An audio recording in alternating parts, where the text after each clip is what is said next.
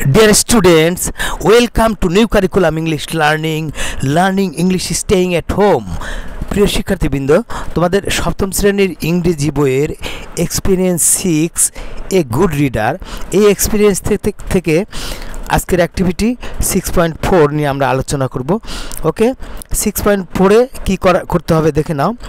Read the conversation again, কথোপকথনটি পড়ো আবার, and complete the following sentences, এবং সম্পূর্ণ করো বা পূরণ করো, শেষ করো নিচের বাক্যগুলো। এই বাক্যগুলোকে কমপ্লিট করতে বলা হচ্ছে, শেষ করতে বলা হয়েছে। With meaningful words or phrases, meaningful ওয়ার্ডস মানে অর্থপূর্ণ শব্দ দিয়ে অথবা ফ্রেজ দিয়ে।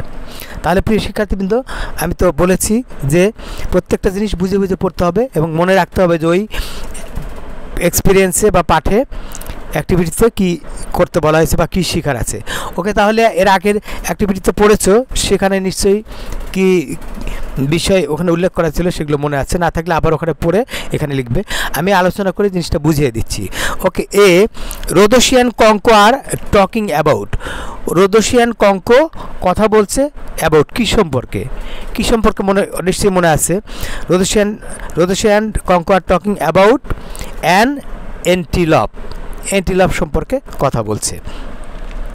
Number B, antelope is a kind of animal that, antelope এক ধরনের প্রাণী বা পশু যা কি করে।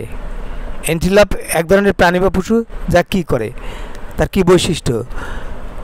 Looks like a deer, looks like a deer, antelope হচ্ছে এক ধরনের প্রাণী বা পশু যা ডিয়ার হরিণের মতো দেখতে হয়।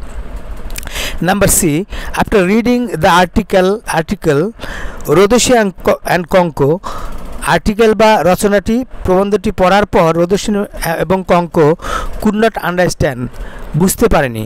কি বুঝতে পারেনি? বুঝতে পারেনি রোদোশিয়ান এবং কঙ্ক কি বুঝতে পারেনি আর্টিকেলটি পড়ার পর? হোয়াট ইজ এন্টিলপ, কি বুঝতে পারেনি যে আসলে এন্টিলপটা কি, এটা সে বুঝতে পারেনি। আফটার রিডিং দ্য আর্টিকেল রোদোশিয়ান Konko could not understand what is antelope. Okay, number D, রোদোশিয়ান কঙ্ক গেজড, রোদোশিয়ান কঙ্ক অনুমান করেছিল, ধারণা করেছিল, antelope is an animal because, antelope হচ্ছে একটা প্রাণী বা পশু, কারণ কি কারণ মানে কি সূত্র ধরে তারা ভেবেছিল যে এটা প্রাণী বা পশু। Because it's food, because it's food.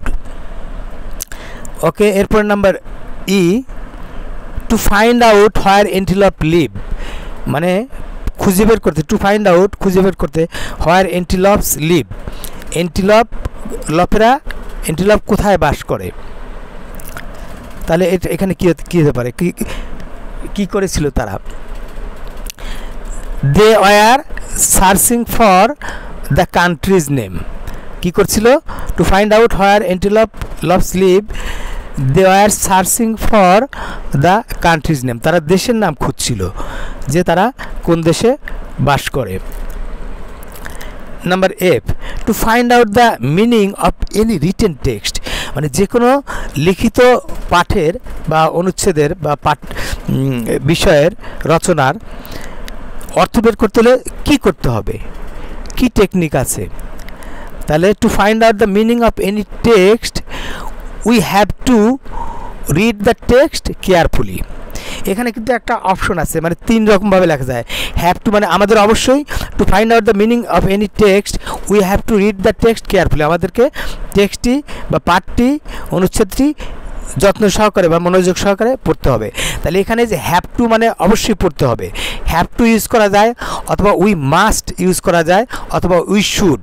তাহলে we have to read the text properly, অথবা we must read the text properly, অথবা we should read the text properly. 3 রকমভাবে লেখা যায়। তোমরা যাতে বেশি শিখতে পারো সেই জন্য আমি অনেকগুলো এখানে ইনক্লুড করে থাকি বা দেখিয়ে দিয়ে থাকি। ওকে প্রিয় শিক্ষার্থীবৃন্দ, এরপরে লাস্ট জি, অর্থ বুঝলে কিন্তু নিজের মতো করে লেখা যায়। Pictures and headlines, pictures and headlines, মানে কোনো লেখায় যদি পিকচার্স এবং হেডলাইন্স থাকে তাহলে কী হয়? Pictures and headlines help us, আমাদেরকে সাহায্য করে to understand the purpose of the article, মানে সেই রচনা বা আর্টিকেলের কী উদ্দেশ্যে ওইটা লেখা হয়েছে, পারপোজটা কি আর্টিকেলের, সেটা সহজভাবে বুঝতে সাহায্য করে যদি ছবি দেখেই বোঝা যায়। ছবি এবং হেডলাইন্স মানে শিরোনাম দেখেই বোঝা যায়। ওকে প্রিয় শিক্ষার্থীবৃন্দ, তাহলে আমি কিন্তু বুঝিয়ে দিলাম। এরপরে তোমাদের আরও শিওর হওয়ার জন্যে, যদি পরে মনে না থাকলে তুমি যাতে দেখে আর একটু ভালোভাবে বুঝিয়ে পড়ে নিতে পারো, সেই জন্য আমি আবার এটা উত্তর সহ দিয়েছি, দেখে নাও। Rodoshi and Konko are talking about an article. Rodoshi এবং কঙ্কো একটি প্রবন্ধ সম্পর্কে বা নিবন্ধ সম্পর্কে কথা বলছে। Antelope is a kind of animal that looks like a deer. Antelope এক ধরনের পশু যা হরিণের মতো দেখা যায়। আফটার রিডিং দ্য আর্টিকেলটি পড়ার পর Rodoshi and Konko could not understand what is antelope. Rodoshi এবং কঙ্কো বুঝতে পারছিল না এন্টিলপ কী। Number D, Rodeshi and Conco guessed antelope is an animal because it eats food. রোদেশি এবং কঙ্কো অনুমান করেছিল যে এন্টিলপ এক ধরনের পশু। এন্টিলপ হচ্ছে একটি পশু কারণ এটা খাবার খায়, ইট ইটস ফুড। এখানে একটু ভার্বের সাথে এস হবে। To find out where antelopes live, antelope কোথায় বাস করে এটা খুঁজে বের করতে they are searching for the country's name, তারা দেশের নাম খুঁজছিল। সার্চিং ফর মানে খোঁজ করা। To find out the meaning of any written text, যে কোনো ধরনের লিখিত পাঠের অর্থ খুঁজে বের করতে we have to read the text carefully, এখানে কেয়ারফুলি, হ্যাঁ, we have to read the text carefully, we have to read the text carefully,